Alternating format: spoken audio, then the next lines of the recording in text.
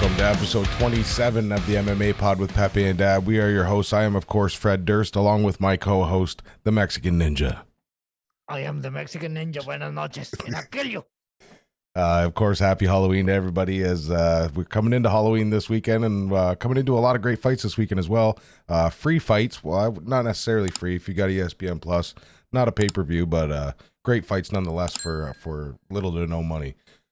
And we had some great fights kick off last weekend. It was another busy weekend. We had Bellator and UFC back-to-back, along with Glory and...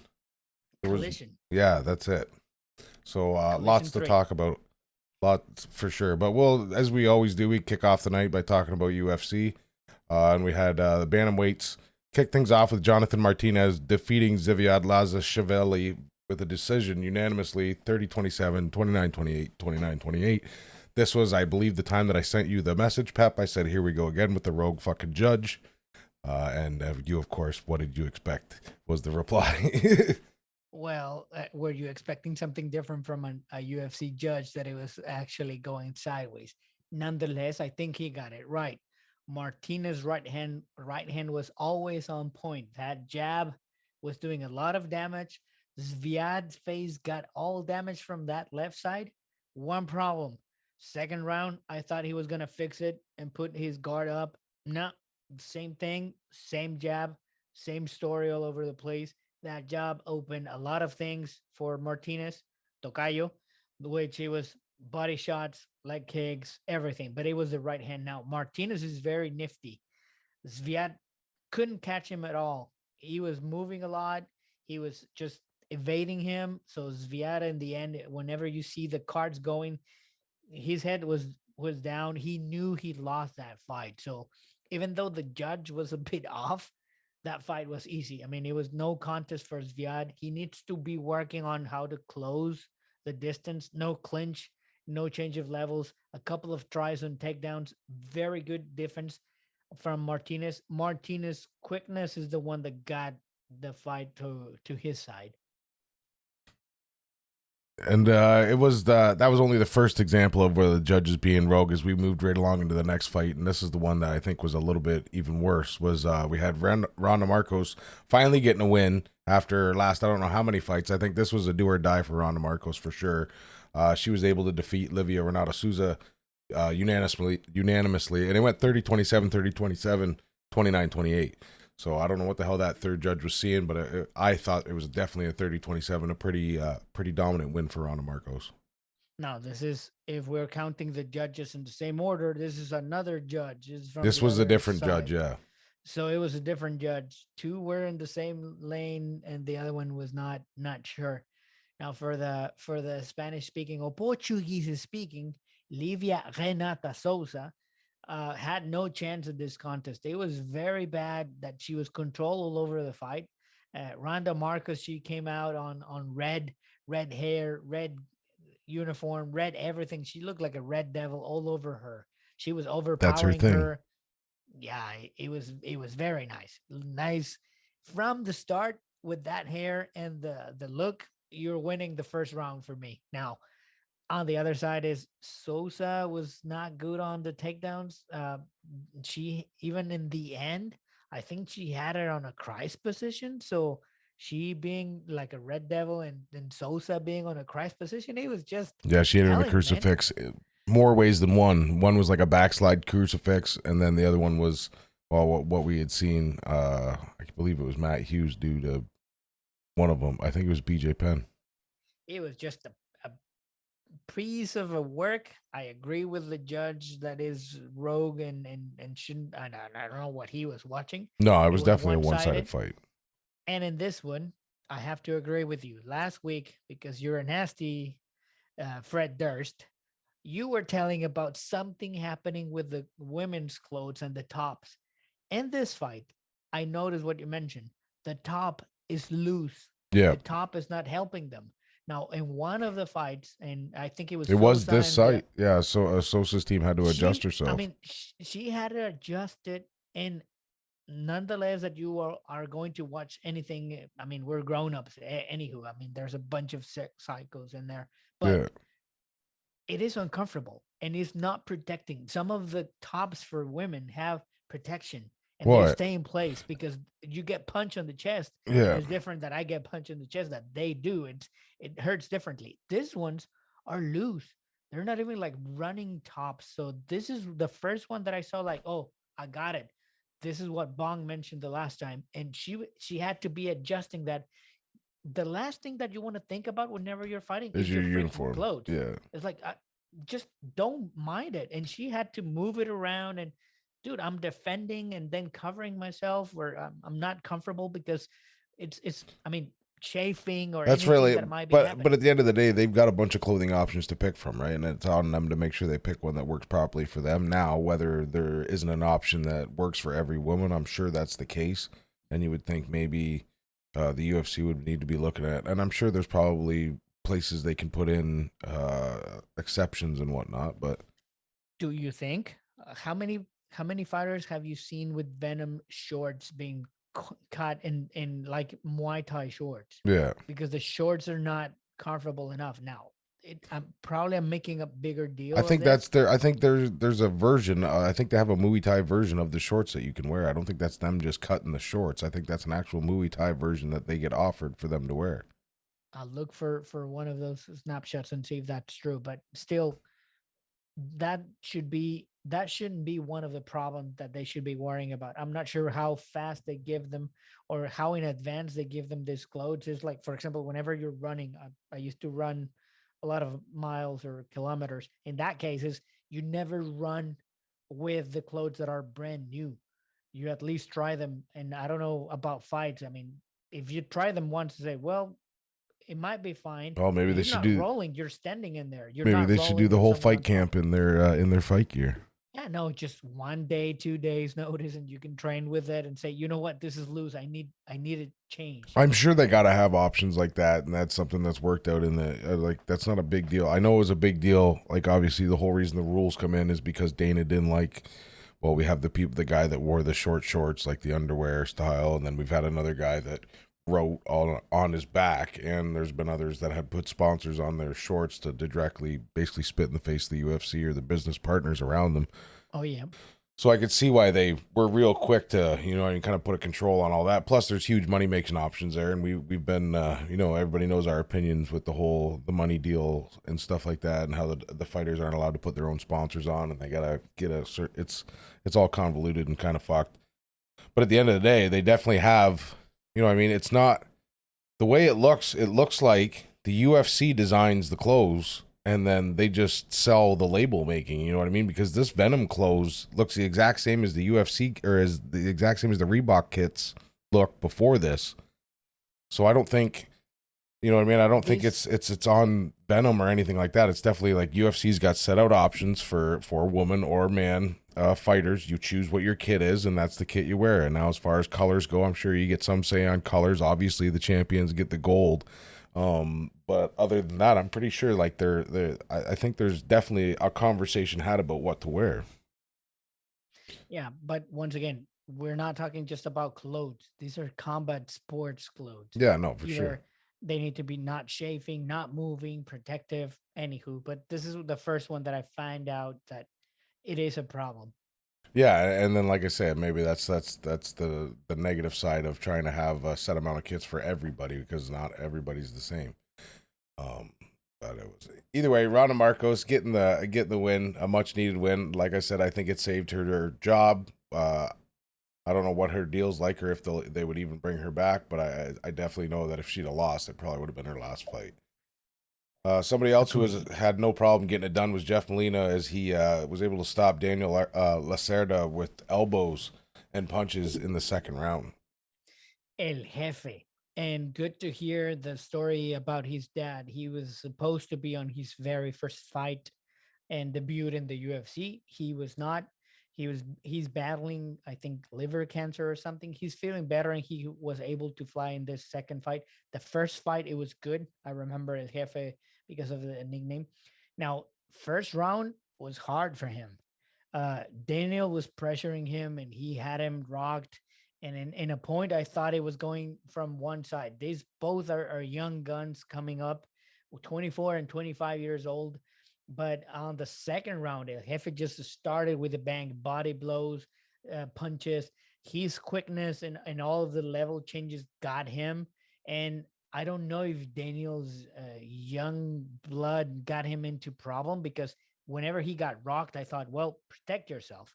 And no, he came back and tried to outfight him and outpunch him, and it was over. That was the problem. El Jefe was very good, very precise, got the bag, and he's one of my favorite fighters now. El Jefe, I'll look forward for his fights. Yeah, and he definitely wasted no time making quick work of Daniel Lacerda. Somebody else who, And shouted out to Brandon Moreno. He said, "Hey, maybe not today, maybe not tomorrow, but someday yeah, I might be a champ." And he pointed to Brandon. He was in presence for the yeah, Latin America, and and they were even Brandon, he talking was about how he's a huge fan of him and stuff like that too. exactly. So And it went Brandon both was ways. even, because I watched it a little bit on the Spanish side, and I like listening to how Brandon breaks down the fight. He was like looking out, and then I saw the replay. The American TV on UFC was looking at Brandon. Brandon said, "What's wrong? I mean, I don't get it. What are you talking about me?" So it was fun. Somebody else who had no problems finishing a fight was Jai Herbert versus Kama Worthy. Kama Worthy being one that I remember when he first come in. Big excitement around him. He had some pretty convincing finishes, some pretty highlight reel knockouts and stuff like that. So I don't want to say it was a fall from grace, but he hasn't looked great in his last few fights. Definitely not the same. I don't want to say the same person because he's obviously that guy, but not what we had seen in his first couple fights. As he took a defeat to Jai Herbert with TKO punches in the first round, halfway through. Worthy, as you mentioned, he's got the power. We have seen him with the power. Now the problem in here, he's facing now an opponent that has been a champion in Europe, has more experience, had worked out with. I think he worked with Leon Edwards' camp, because they're from British. So in that case, he's got more experience. He's seasoned, and in this case, he just outplayed him. He was very quick on the 1-2 that rocked him in there. I don't know if Kama's problem was he wanted to keep on the fight and standing. In that case, is just move to the other side, clinch, run sideways, or do something, but don't stay there. And he stood there, just say, "Well, I'll punch him," and he did not. And it was good to see Jay, because I think he tore his MCL, and he was supposed to be fighting before, so it was a long wait for him to come back, and this was a very good way to come back and win on a punches knockout. Yeah, against a tough opponent like Kama Worthy, who was in a very short time made quite the name for himself. So it's a good feather in the cap. Another barn burner was Jamie Pickett versus Larino Staropoli. These guys beat the absolute hell out of each other's faces. um, But once Staropoli, I thought again, was going to win it, but he gassed out by the third round. and that's my problem. Laureano, it's an Argentinian guy that I've followed from the Latin America fight series that they had. He looks a lot different from when he was fighting in South America. And Laureano's last one was, I think he was Dolice. He fought Dolice and he was controlled. He was not doing anything. And this one, at least he tried to brawl into a fight, but I haven't seen much of him. And I'm thinking that this might be his last chance with the UFC, if it was not his last fight under contract, because I haven't seen anything amazingly out of him. Even his countryman, Santiago Poncinibio, was calling him out, saying, "Well, I see him out of shape. He has been gassed in the last two fights." Not sure if that's part of the problem. I didn't see him perform. I mean, he put a fight, he made it interesting, but there's nothing else in there. Yeah, no, it was, and like I said, I thought he was winning the fight up until the third round, where it just seemed like he couldn't even lift his arms anymore because he had nothing left in the tank, and then Pickett just about knocked him out a couple times, and I don't know, it was a weird fight, but it was lots of good connections in that fight. Then we had a women's strawweight belt as Tabitha Ricci defeated Maria de Oliveira Nada, decision. Well, unanimous decision, 30-27 right across the board. Pretty one-sided fight. The last one decision, again, was 30-27 across the board, except for that third judge, the 29-28 and Staropoli fight. So, again, the judges couldn't all agree. But the Tabitha Ricci, Maria de Oliveira Nada, they all got it right with the 30-27, as Ricci won without question. Ariane Lipski and Tabata Ricci, they're beautiful. I don't know how these Brazilian girls should be fighting because they're very pretty, but man, they are mean. Oh yeah. Tabata is a mean machine. She's just built like a tank and she's pushing forward. She was very good on the fight. She was out wrestling at one point, Maria de Oliveira.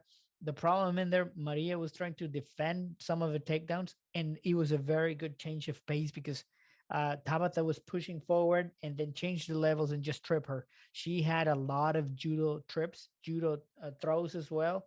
So she might be coming from that judo background. I saw him once training, not really in fights. I think this might be her first or second fight, but very good. Now, we had the first eye poke of the night, and it was coming from Tabata.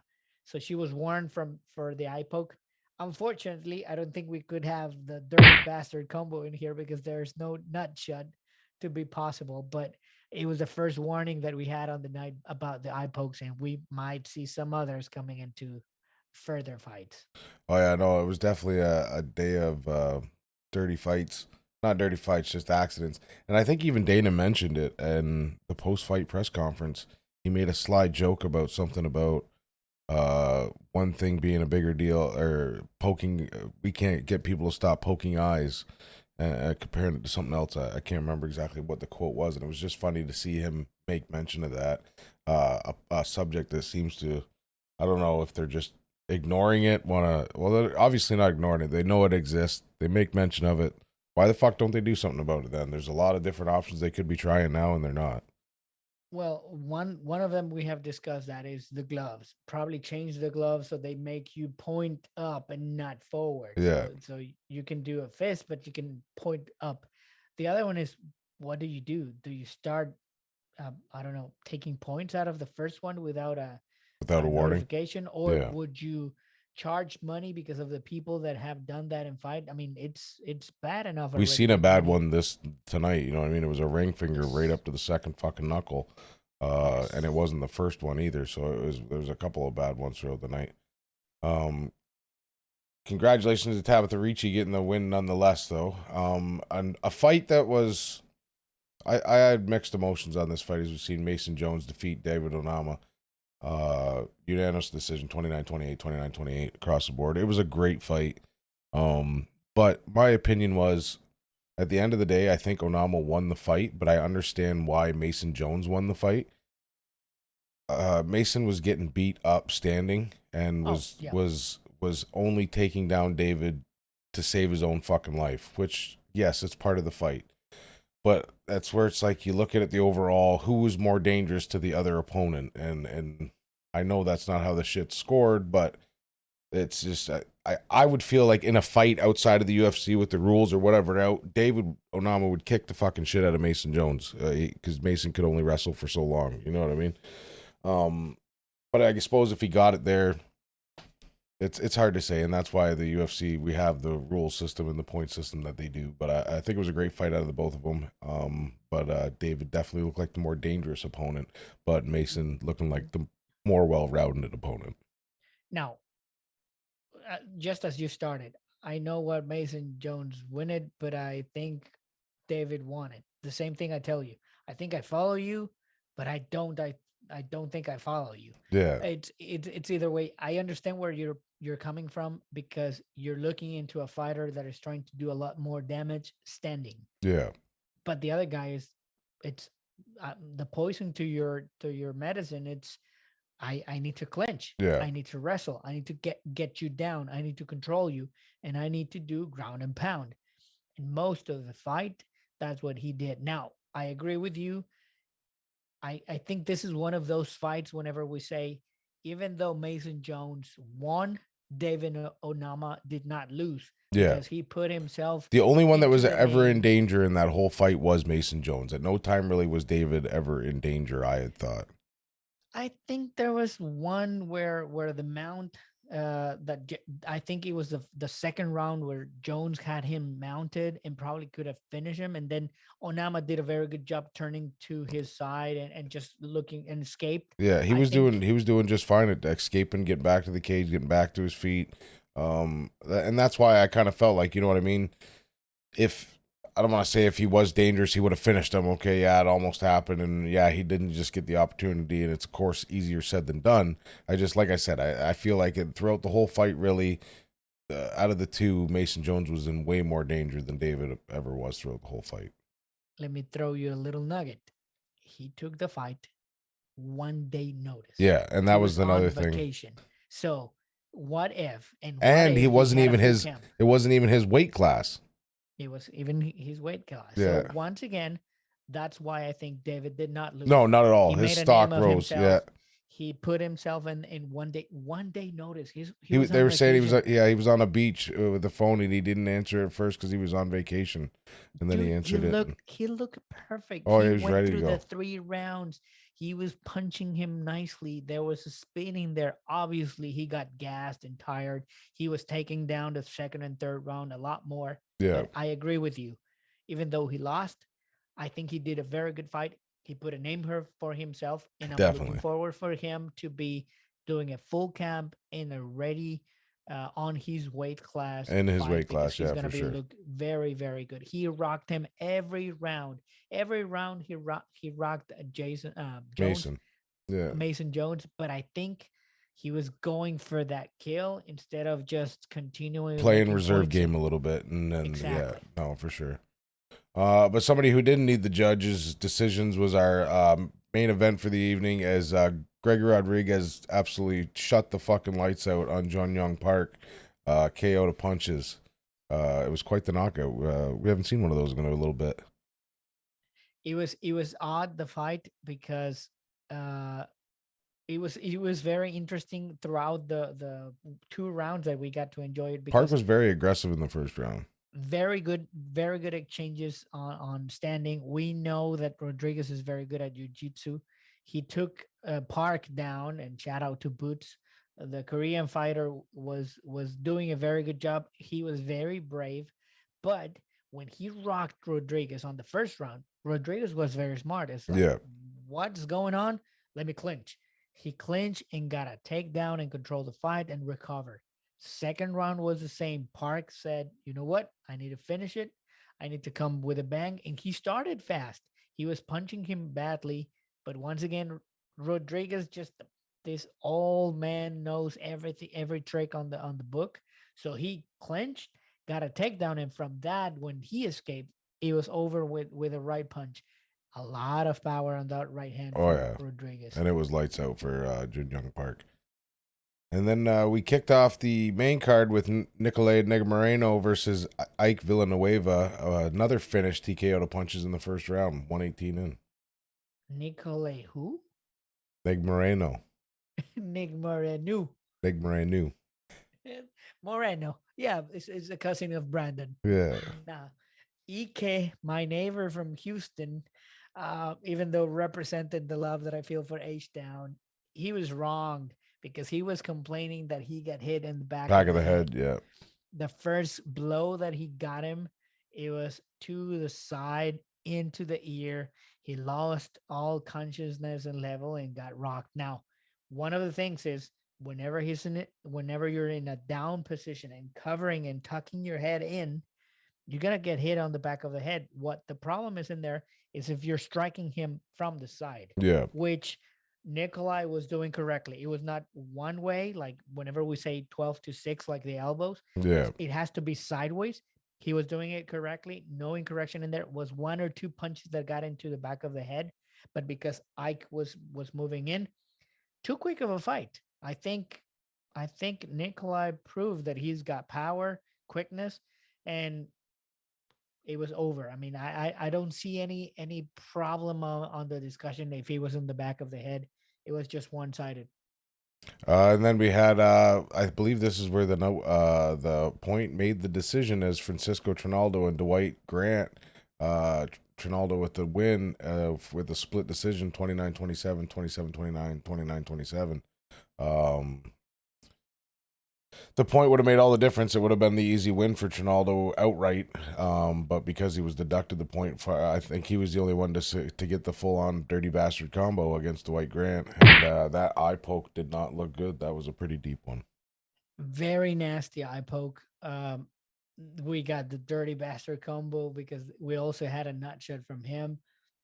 This guy, we have to remember, 42 or 43 years old. Yeah. He's been there forever. Now he's now debuting, if we say debut, at 40 years old into the welterweight division. He was nervous because it's a different division. He didn't know if he was going to be overpowered.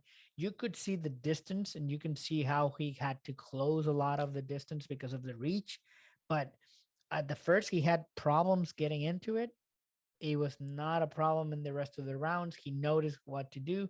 The problem in there is he got the eye poke in a very, very awkward and uncomfortable position because he's got the fingers to the front and not up. He had to have the ref just go into the corner and say, "Hey, we need a translator because he needs to make sure that he Yeah. needs to protect himself and the others in there." Yeah, and Herzog was not fucking around with this one. There was a verbal warning giving, but it wasn't like a pulled apart verbal warning because it wasn't an eye poke. So obviously, usually the way it goes down is an eye poke happens, then the guy gets the warning, and then another eye poke happens and the point's taken away. Jason Herzog was not fucking around because he had called it while they were fighting, keep hands down, and then the eye poke happened. So then he took the point away. There was no warning from there. He's like, I've been telling him during the fight. So it's I think they're definitely, you know, I mean, mention was made about focusing on the eye pokes and then the warnings of the fingers. And I know this is a problem that the UFC is trying to get rid of. So I think a lot of people were caught off guard that Herzog pulled that point immediately without giving, because like I said, in the past, it's been a warning for an eye poke and then another eye poke. But maybe this is what we need to do in order to ensure people are a little bit more mindful of their fingers is, hey, if I say it in the ring and you don't fucking listen, you get an eye poke. You know what I mean? It's you can consider an automatic point, and it made a difference in this fight. It went from it could have been a split decision to a unanimous, but instead we had a split decision. Job well done by the referee. I agree completely. We should see a lot of more of this. Yeah, no, and I'm sure we will moving forward. It's a top issue, I'm sure, on the referee stat card. But somebody who didn't need the judge's decision to finish it off was Alex Caceres' submission rear naked choke Choi. Sorry, and this one was finished in the second round, 3.5 minutes in. Another Korean fighter in the card. Shout out Boots, our good friend. Alex Caceres, to me, is one of my favorite fighters that I've seen him.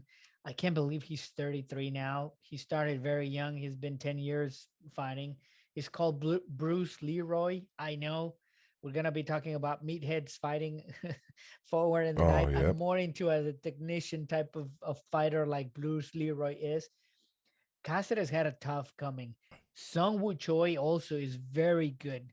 I'm going to be looking for his name forward because he was dominating on the first round. Yeah. He rocked Caceres a couple of times. He was very precise with the kicks, head kicks, body kicks, change of levels, 1-2 combinations.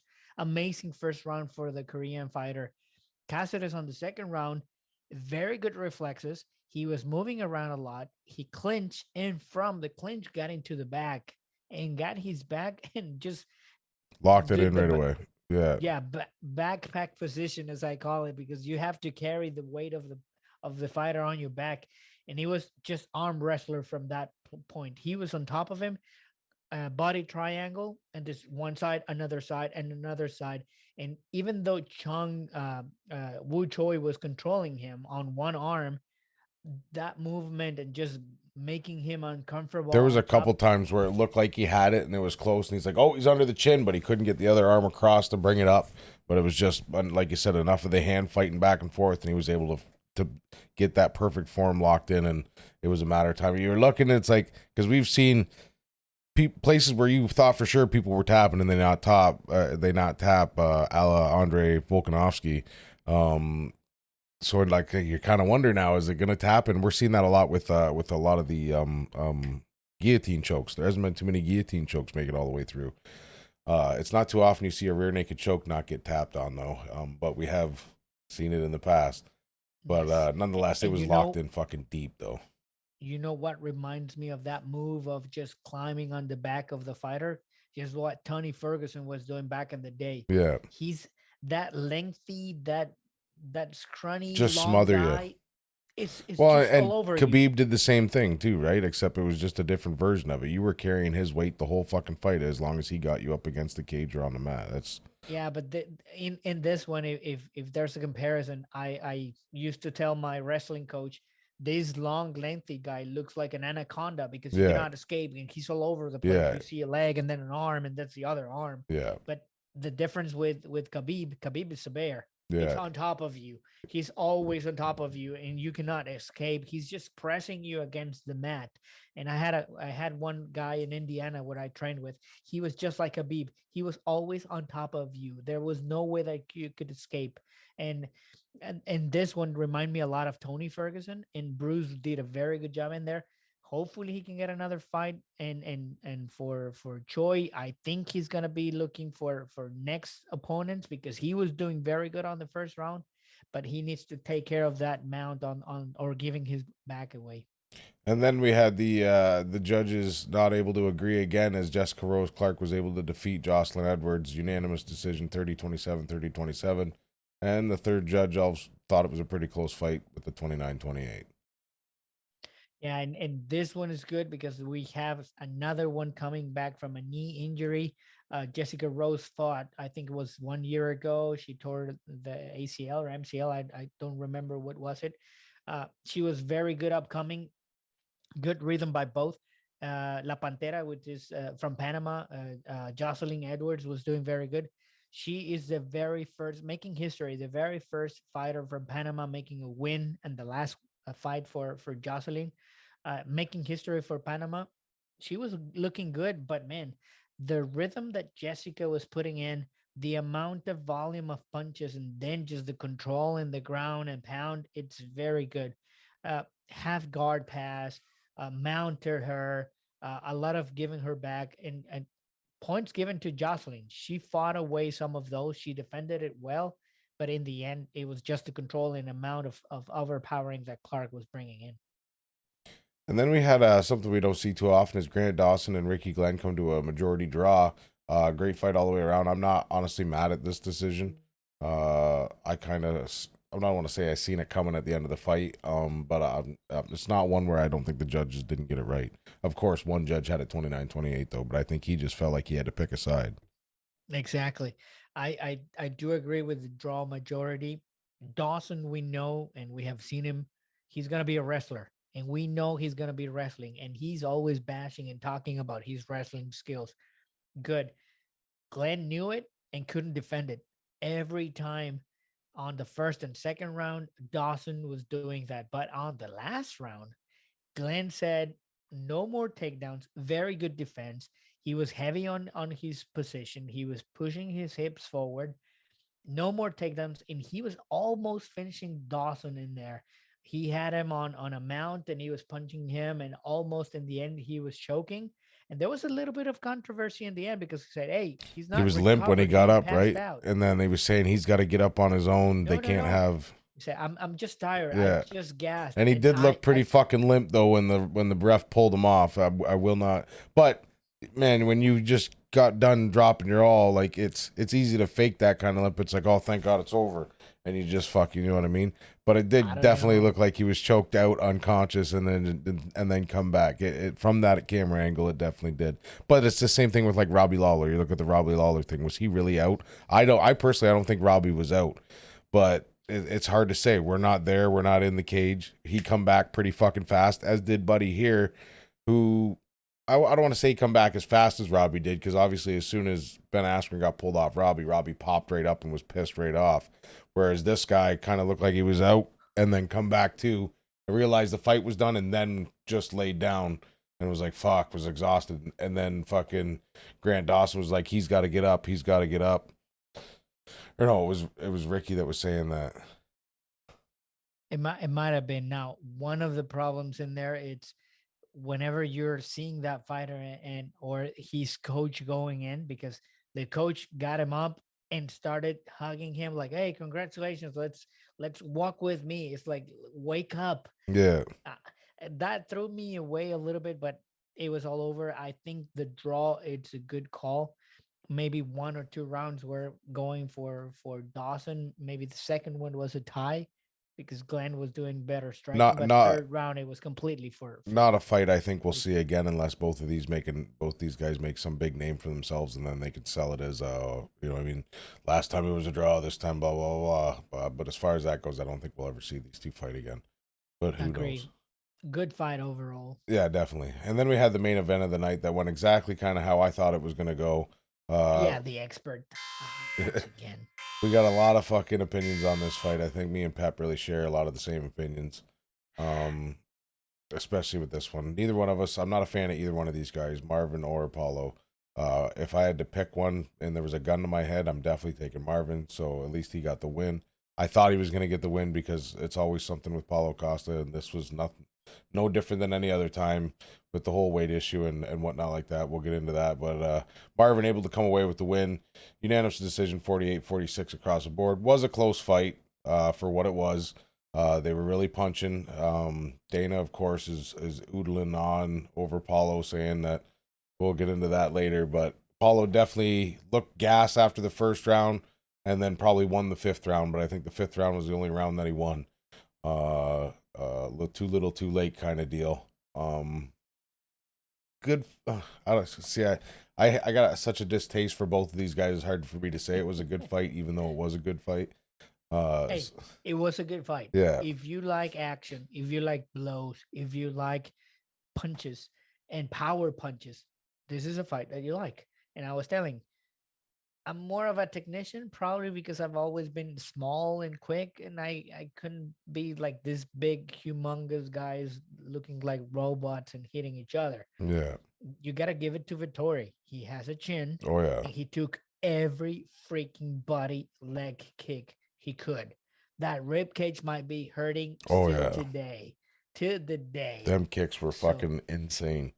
and they had every freaking power. Now, kudos to Marvin, but I did not see anything from Marvin different. No, What is there different? it was that you are? survive and points. Survive and points is all it was. What is making you a better fighter now? You're moving up on the contention, and Bisping asked him, "What's next for you? Are you looking for a title shot?" And he was honest, and I have to give it to him. Second one that I give Marvin, he said, "Not yet. I have already fought the champ. I need to work on this. I need to recover from this. And this MFer doesn't belong into the top ranks. And I'll be looking for next years to fight." Yeah. Good for him. And the third one that I have to recognize, he's got big whatevers. He took the fight Yeah. and Took the fight he at 185, and then at the last minute was told that it was going to go to 205, and then he agreed to that. And then Paulo Costa apparently come in at 220 and had to drop down to 205. And Marvin said, "I don't give a fuck, whatever weight, just get in the fucking ring and let's bang." I wasn't sure if Costa had to give up a percentage of the person, and we did find out at the end in the after fight that Paulo did give 20% of his purse to Marvin. That's every time that you miss weight. I mean, Irene Aldana had the same issue. Yeah, but they didn't agree. They didn't agree to fight. I don't think Nate lost his fucking purse, but obviously Nate was different because, or not Nate, Nick. Sorry, Nick was like months in advance. He had asked if Robbie could jump it up a couple weight classes, and this was fucking yeah. This was 3 days before or whatever. It was on the week of the fight. Yeah. Back in the day when I was wrestling, the coach said you only control two things. You need to train hard and you need to be in weight. Yeah. For sure, Paulo Costa is training hard. He was not gassed. He was huge and he knew what to do. He didn't care a freaking thing for weight. Yeah. Now we're not playing in here. Once again, we're not playing. No, it's part of the game, right? It's sports. You've got to follow the rules. And it's dangerous. If a guy is coming 20 pounds heavier than his opponent, yeah. That's a big difference. Power. It has more advantage and leverage on weight. I'm not gonna be able to take down. That might be one of the reasons why Marvin was not doing any takedowns. Dude, this is dangerous. Yeah. Dana White was praising Costa because he was not coming out of shape. And did you see his card? He was like, dude, he was not cutting weight. The other guy was stopping eating fries. He had to run an additional mile. Yeah. I mean, it's just nonsense. This shouldn't be happening. Now, good for him that he said he's no longer Anytime, going any to fight on place. another one. Yeah. I don't think Paulo should get another shot. Now, I agree with you. These are not my favorite fighters. Marvin, he doesn't have the talent. I've seen everything from him. I don't think I'm going to see anything different. Paulo Costa has the talent. If he was enough to be disciplined If and he could get rid of the respectful of the drama. sport. And I don't know if that's going to be happening. And then it was, as we said, that Costa now, when he going into the fight, he says, "Oh, wait until after the fight. I'll tell you all why." To me, that sounds like a fallback as to if he loses the fight, this is why I lost the fight, or if he wins the fight, look how hard I had to work to get to the fight to try to justify his move to 205. Then you read this article here and you find out that the thing holding him back was a bicep injury. I don't know how Really? a bicep injury. Yeah, I understand. Maybe you can't weight train and shit like that, but you can still do cardio. And I'm pretty sure the cardio and the diet is what's going to make you gain or lose weight. So it's a bullshit excuse. One of fucking thousands that we've heard from Paulo Costa. Everything is a fucking, you know what I mean, drama with this guy. Part of the reason I have such a distaste for him, all the bullshit that he's gone through, and then he sits there and screams that he should have title fights and top 10 fights, and he should be considered this, that, and the other thing. He's had one amazing fight with fucking Yoel Romero, and it was just two meatheads banging on each other. He looked like absolute dog shit against fucking Izzy, but said he was because he was drunk the night before. Like, it's always fucking something with this guy, and the fact that of all people, fucking Dana White is coming to his rescue and saying, "Oh yeah, well, I'm not gonna let him fight."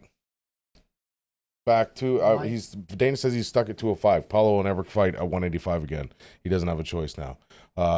Vettori obviously upset, says it doesn't make any fucking sense. How do you not able to cut weight with a fucking fucked up bicep? I think we're all in agreement there.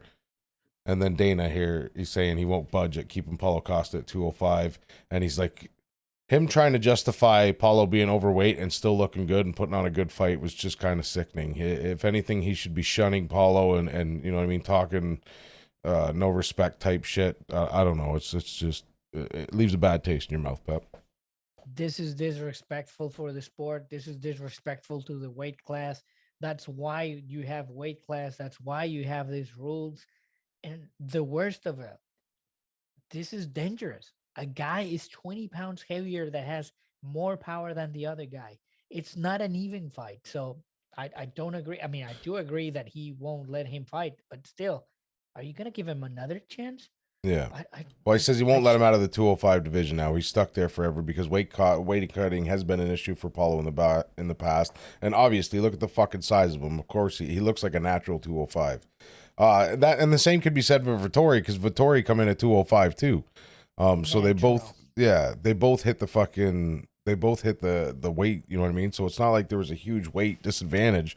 But then one of the ring announcers had said maybe this is proof that the body might be able to endure more punishment without having such a drastic weight cut because there was like it's obviously a game of what ifs, and the question is asked is these would some of them shots knock them out at 185, but then you got on the flip side 185 is 10 pounds lighter than or no 20 pounds lighter than, you know what I mean, that's 20 pounds less hitting you in the face, so 20 pounds less power, but at the same time you didn't have to cut that 20 pounds, so maybe you're more durable. So it's a big game of what ifs, but there is something to be said for it, I do think. Now, one of the things in there, it's like he's not gonna be making weight.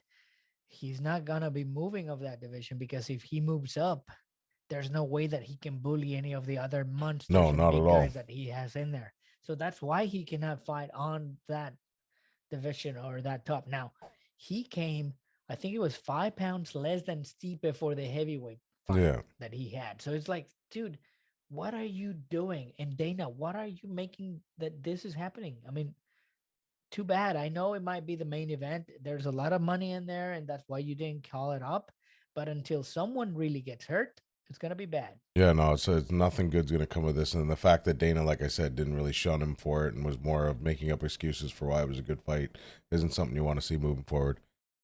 Moving on in the other news, Dan Hooker is 100% down for a 5-round fight with Islam Makhachev. I don't think I don't know why they want to do this. I don't think Dana will do this unless both of them agree to it. Um, I respect Dan's shit talk and trying to make build up for the fight. And we're gonna pick these fights at the end of the card here, or at the end of the show here, and you'll see what my thoughts are on the winner of this fight.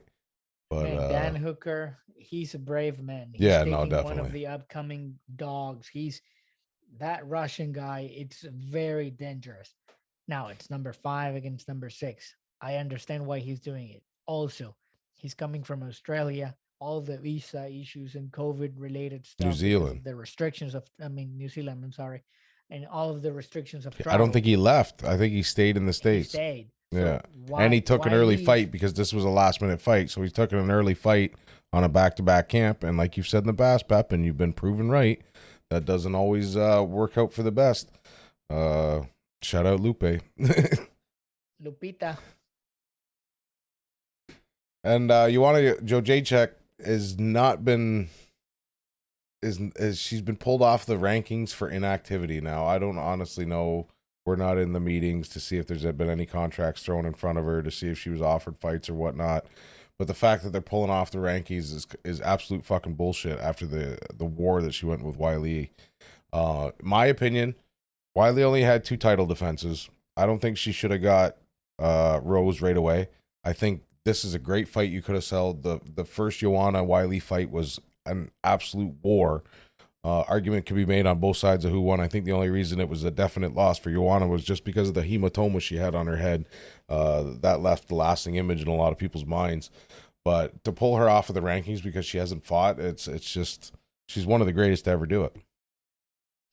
Agreed. That was a very good fight. That could be very interesting. But now, this is where I start questioning the UFC.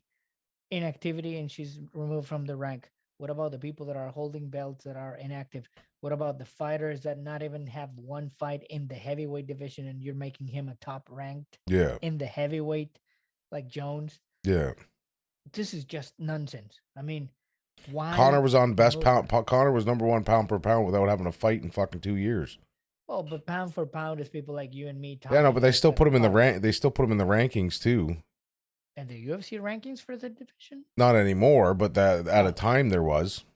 still nonsense. I don't understand why they're doing this to Joanna, and I don't understand why there's a The only thing lot it of sounds to me is like there's a contract holdout. Like they've tried to put a contract in front of her and she denied it, and they're just basically playing fucking piss and match. And I'm going, okay, well, fine, we'll pull you off until a fight comes along that you want. But always the money. yeah, it's always bullshit. Nonetheless, it's sad to see it for Joanna because she is one of my favorite fighters ever. And then we had Mosaf Evelev versus, or not versus, announced for UFC 270. Mosar Evelev versus Ilya Topuria. Topuria. Not too bad for Topuria. UFC 270 in Anaheim. So they're getting starting to move outward slowly. Now, did you see what it's been announced for that? It's Gan and Ungano Yeah. for 270. Moreno and Davidson in this one. Topuria and Movsar are good. They're undefeated. They're upcoming and quick fighters. It's gonna be a stack card for January 22nd. So Yeah, looking forward for that. good way to kick off the new year. And that Francis Gane December. fight is going to be insane nonetheless. We got PFL news as Kayla Harrison's now a free agent. She's no longer fighting for the PFL. About to be a free agent. She has an upcoming Oh, fight okay. already scheduled. Yeah. So after that fight, she will become a free agent or the contract is expiring. So that when it becomes interesting. And Dana Rose or Dana Pink or Dana White Yeah. is saying, Tells her to stay you in the know, PFL and get exactly the because you don't obscene want to money. get into the you don't want to get to the big leagues accordingly. Basically get paid without having to fight the best. Little couple tongue-in-cheek references there to Dana, which is weird because this is an ESPN production, is it not? Yes, sir. Yeah, so it's I don't know. It's Dana's always want that controversy too, right? And it's kind of hard to build up a good fight against. Well, I guess her division would be either wouldn't be Amanda Nunes, it would be Valentina, would it not? It would be one below, yeah, Valentina's. Yeah, so it's a good. Maybe this is just kind of like planting the seed. Old Uncle Dana is, as he likes to do sometimes. And then, of course, over in Bellator, they had a card on the same weekend. It was a good card. I had both fights on at the same time. Couldn't tell you fuck all about what happened in the preliminary cards, but I did watch Fedor. What I had thought was his last fight, and I don't know if it was marketed like this or if I just fucking manifested this in my head, but I thought this was his retirement fight in Russia. And it was a stack card with Russian fighters. I've Khabib, of heard course, from, was there with a bunch of guys from his camp, uh, yeah, obviously. And relatives. in this one, he was in trouble at first, Oh yeah, but Fedor's power, it's just amazing. and his counterpunch and his speed ability still at that age. It's 40 something, and he's yeah. countering and I got a overpowering hell of a people. lot of respect for Fedor, even though I didn't watch a lot of Fedor's fights. I watched a lot of them in Pride. I didn't see too much of them in Strike Force, and then I've seen a few of them. Obviously, I watched his loss to Ryan Bader, and stuff like that. But the fact that he basically told Dana White to go fuck himself his whole career and has ran to whatever fucking promotion Dana didn't buy, and then it was almost funny. It was like Dana was buying promotions to try to buy Fedor, and Fedor always fucking ran away from him. So kudos to Fedor for still fucking being a knockout king and one of the most fierce heavyweight competitors ever. Uh, could you imagine a Fedor in his prime versus a Francis Ngannou in his prime, or Cyril Gane in his prime? So I think it's a dream match we all would have loved to have seen. It is good. Different time zones, different Oh yeah, eras, definitely. different. But still, we like to play with those fantasies. And then we had a Glory pay per view as well as Rico Verhoeven wins a trilogy against Jamal Ben Sadek with a real nasty fucking cut in this fight. Thankfully, it was underneath the eye. Mind you, the eye was still swelled up to the point where he couldn't fucking see out of it. But Rico getting the win nonetheless. And still retains the title. But man, oh man, the It referee was a didn't nasty stop. cut. They didn't check on him. There was elbows, headbutts thrown. It's like, are we watching left way or what? What type of fighting is this? Nonetheless, kickboxing is just entertaining. There's a lot of blows. There's a lot of kicks. There's a lot of punches. Now, Rico is a monster. It's gonna be entertaining to watch. But dude, this is just a brawl, nasty fight. Well, the And problem with the cut there where he got that is those ones tend to always open up and become problems moving forward. So let's hope that it's not something he'll have to deal with moving forward. because that injury just it's one punch and it's gonna be Yeah, opening bust it again right and back again open. and again. And then we got some new news out of the Bare Knuckle Fighting Championship where Platinum Mike Perry signed a multi-fight deal with the BAKFC. I think this is a good place for him, to be totally honest. I'm not surprised UFC and him parted ways, even though he strung some wins together, but always in the news for all the wrong reasons. Another one of the UFC's problem children. He'll now be fighting over at where UFC fighters go to die in the Bare Knuckle Fighting League. Hopefully not literally because it's very Oh yeah, dangerous in that's that place. And as just my friend Guillermo from the West Coast said, is just like a hillbilly backyard fighting what it is. at some point. It is very crazy. It is very dangerous. But I think Mike Perry It's is built perfect. for it. Yeah, I think he's It's perfect built for for it. it. And then, of course, we have this weekend coming up. Jan Blachowicz versus Glover Teixeira with UFC 267. Starting October 30th, starts at 2 p.m. in Abu Dhabi. Of course, on Fight Island. Don't miss it early. I have to send you a message. Yeah, no, I see her now, so I'll know for sure now. And of course, like I said, I do believe that this isn't a paid-for pay-per-view. I think this is available with ESPN and ESPN Plus. It is available on ESPN Plus. So of course we got the whole card because this is a UFC numbered event. I normally will pick my winners for this event, uh, and I've of course picked my winners for this event. Let's hear you're the expert resident I think it's gonna casual. be. I think Volkan is gonna upset Magomed Ankalev. Wow. I think Kazmat Kamyev is gonna beat Li Jingliang. Chimaev is coming from a long stoppage. I know, He but has not been fighting. Are he's you still sure? yeah. He's still looked like no reason why he's a man on a Lee mission. Lee is ranked. You have to remember. And I understand, but this is Cosmat trying to break into the rankings too. You're the expert, my friend. Yeah. And then Alexander Volkov versus Marcin Tybura. I think Volkov wins this fight. The Russian is a very good fighter. He's fast. He's the better in that place, I think, as well. And then we have I think probably one of the most anticipated fights on the card is we see the prodigy, the Khabib prodigy, Islam Makhachev versus Dan Hooker. Dan Hooker, of course, coming in at last minute. Like we had said, Pep, it's never good when people go back to back short camps. Some are able to do it, some are not. I think Islam is just too much of an insane up and coming. He looks like a blueprint Khabib, and I don't think I think it's gonna be a rough night at the office for Dan Hooker, and I think he wins. I think Islam wins. I think this fight would have been better on a different time with a long preparation camp for Hooker, but Islam is very, very dangerous in there, so I think he's gonna be taking it. And then we have the interim belt title as Peter Yan is going to take on Corey Sanderhagen. I'm putting my money on Peter Yan here. This one I think will probably end by stoppage. Are you putting money? No, Are I'm not you putting. actually betting. I don't actually put money on it. Crazy. Now, we know that Peter Yan is not the fight that he wants to take. He No, is he wants. angry and mad because he wants the rematch with the champ, Yeah, the acting champ, because that's all he's doing is better acting. And it was Aljamain Sterling. That's what we're talking about. I don't think he's gonna be just overlooking Corey Sanhagen. I think Corey is gonna bring the fight to Peter. Oh yeah, I but don't think this it's is going to be a enough. walk in the park for Peter, but I think Peter's got something to fucking prove, and he's a very dangerous man. Agreed. And then probably the one fight I'm most excited to see, as much as I would love Glover Teixeira to beat Jan Blachowicz, I think Polish Power is going to prove too much, and we're going to see and still next to Jan Blachowicz name, but no slight to Glover Teixeira. He deserves everything he's getting. I'm happy to see him doing it at the age that he is. 46, I believe he is.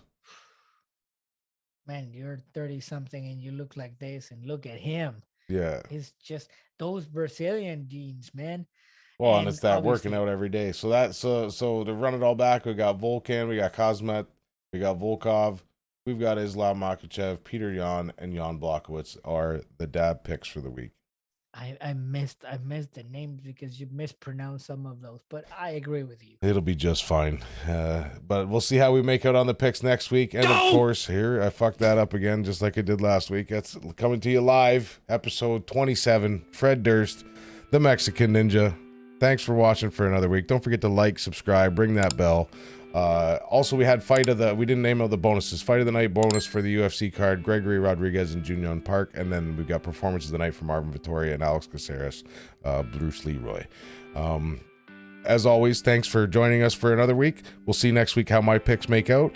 But have a happy Halloween, everybody, from Fred Durst and the Mexican Ninja. We'll see you next time. Bye for now. I killed you. Good job.